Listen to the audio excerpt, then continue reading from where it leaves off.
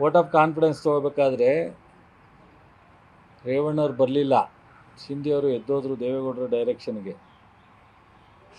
ನೀವು ಈ ಸಂವಿಧಾನಾತ್ಮಕವಾಗಿ ಆಗಿರೋವಂಥ ಮುಖ್ಯಮಂತ್ರಿನ ಹಂಗಾರೆ? ಅದಾದ ಮೇಲೆ ಮೊನ್ನೆ 37 ಸೀಟ್ ತೊಗೊಂಡಿದ್ರಿ 18ರಲ್ಲಿ. ಒಂದು ಕಡೆ ಮಾಯಾವತಿಯವರ ಅಲಯನ್ಸು, ಇನ್ನೊಂದು ಕಡೆ ಕೆಲವು ಕಡೆ BJPಯವರ ಸಪೋರ್ಟು. 37 ಸೀಟು ನಿಮ್ಮ ನಾಯಕತ್ವದಲ್ಲಿ. ಜನತಾದಳದಿಂದ ನಿಮ್ಮನ್ನು ಅಧಿಕೃತವಾಗಿ ಘೋಷಣೆ ಮಾಡದೇ ಇದ್ರೂ ನಿಮ್ಮ ನಾಯಕತ್ವದಲ್ಲಿ ಇಲ್ಲಿವರೆಗೆ 2-3-4 ಚುನಾವಣೆ ಮಾಡಿದ್ದೀರಾ. ದೇವೇಗೌಡರ ಆಶೀರ್ವಾದನೂ ತಗೊಂಡು ಯಾವತ್ತೂ 37 ಸೀಟ್ಗಿಂತ ಹೆಚ್ಚು ಹೋಗಿಲ್ಲ. ನಾಚಿಕೆ ಆಗಲ್ವ ನಿಮಗೆ? ಒಂದು ರಾಷ್ಟ್ರೀಯ ಪಕ್ಷ 136 ಜನ ಗೆದ್ದು ಇವತ್ತು ಈ ರಾಜ್ಯದಲ್ಲಿ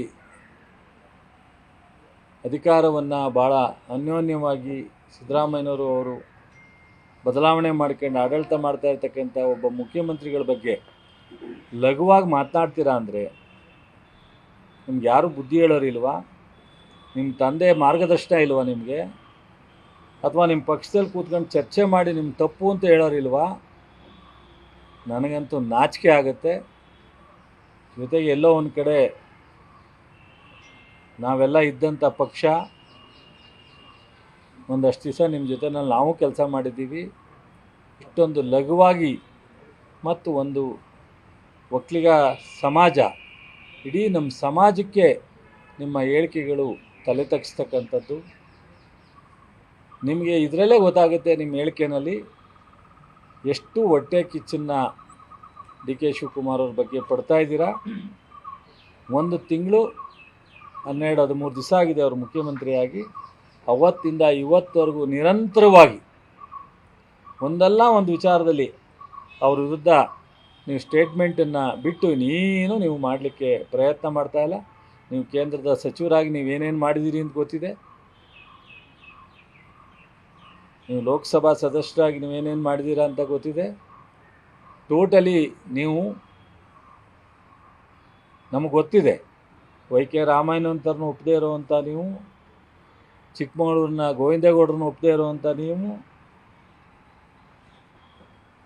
SM ಕೃಷ್ಣವ್ರನ್ನ ಮತ್ತೆ ಮುಖ್ಯಮಂತ್ರಿ ಮಾಡಲಿಕ್ಕೆ ಒಪ್ಪದೇ ಇರೋವಂಥ ನೀವು,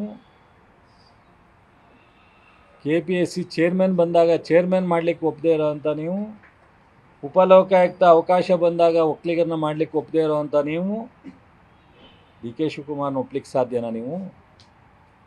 ಇಂಥ ಹೊಟ್ಟೆ ಉರಿ, ಹೊಟ್ಟೆ ಕಿಚ್ಚು, ಅಸೂಯೆ ನಾನು ಪ್ರಪಂಚದಲ್ಲಿ ಯಾರೂ ನೋಡಲ್ಲ. ಕಂಡ್ರೋ ಕಾಣ್ದಂಗೋ ಯಾರೋ ಒಬ್ಬ ನಮ್ಮನ್ನು ಆದ್ನಲ್ಲ ಅಂತೇಳಿ ಖುಷಿ ಪಟ್ಕೊಂಡು ಹೋಗ್ತಕ್ಕಂಥದ್ದನ್ನ ನಾನು ನೋಡಿದ್ದೀನಿ ಇವತ್ತಿನ ವ್ಯವಸ್ಥೆಯಲ್ಲಿ. ಆದರೆ ನೀವು ಇಷ್ಟೊಂದು ಕೆಟ್ಟ ಒಂದು ಮನಸ್ಥಿತಿಯನ್ನು ಇಟ್ಕೊಂಡಿದ್ದೀರಲ್ಲ.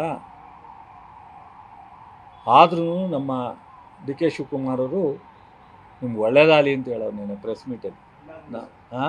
ಅಣ್ಣ ಅಂತ ಹೇಳೋರೆ. ನಿಮ್ಗೆ ಒಳ್ಳೇದಾಗಲಿ, ನಿಮ್ಮ ವಿರುದ್ಧ ನಾನು ಯಾವತ್ತೂ ಕೆಟ್ಟದನ್ನು ಬಯಸಲ್ಲ ಅಂತ ಹೇಳಿದ್ದಾರೆ. ಕಲ್ತ್ಕೊಳ್ರಿ ಒಂದಷ್ಟ. ವಯಸ್ಸಲ್ಲಿ ಅವ್ರಿಗಿಂತ 1-3 ವರ್ಷ ದೊಡ್ಡವರಿದ್ದೀರ. ನಾನು DK ಶಿವಕುಮಾರ್ ಅವರು ಒಂದೇ ಏಜು, ನೀವು ನಮಗಿಂತ 1-3 ವರ್ಷ ದೊಡ್ಡವರಿದ್ದೀರ. ಕಲ್ತ್ಕೊಳ್ರಿ ಒಂದು ಸ್ವಲ್ಪ. ಅವ್ರಿಗೆ ಒಂದು ಪಕ್ಷ ಇದೆ, 136 ಜನ ಅವ್ರ ಜೊತೆಯಲ್ಲಿ ಶಾಸಕರಿದ್ದೀವಿ. ಅವ್ರು ಮಾತಾಡೋ ರೀತಿ 20 ಜನ ಇಲ್ಲ, ನೀವು ಮಾತಾಡ್ತಿರಲ್ರಿ. ಮತ್ತೆ ಯಾವತ್ತಾರು ಈ ರಾಜ್ಯದಲ್ಲಿ 100 ಜನ 50 ಜನನ ದಾಟಕ್ಕಾಗತ್ತೆ ರೀ ನಿಮಗೆ? ದಾಟ್ತೀರೇನ್ರಿ? 3 ಸಾಲ ಹೇಳಿದ್ರಿ. 2018ರಲ್ಲಿ ಹೇಳಿರಿ ನಾನು ಏಕಾಏಕಿ ಬರಲಿಲ್ಲ ಅಂದರೆ ಡಿಸಾಲ್ವ್ ಮಾಡ್ತೀನಿ ಅಂತ.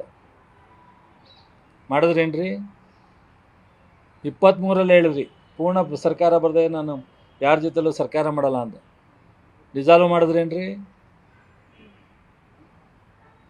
ಕರುಣಾನಿಧಿ ಮಗನ ಹೋಗಿ ನೋಡ್ರಿ, ಹೋಗುವಂಥ ಟ್ಯೂಷನಾರ ತಗೊಂಬಂದ್ರಿ.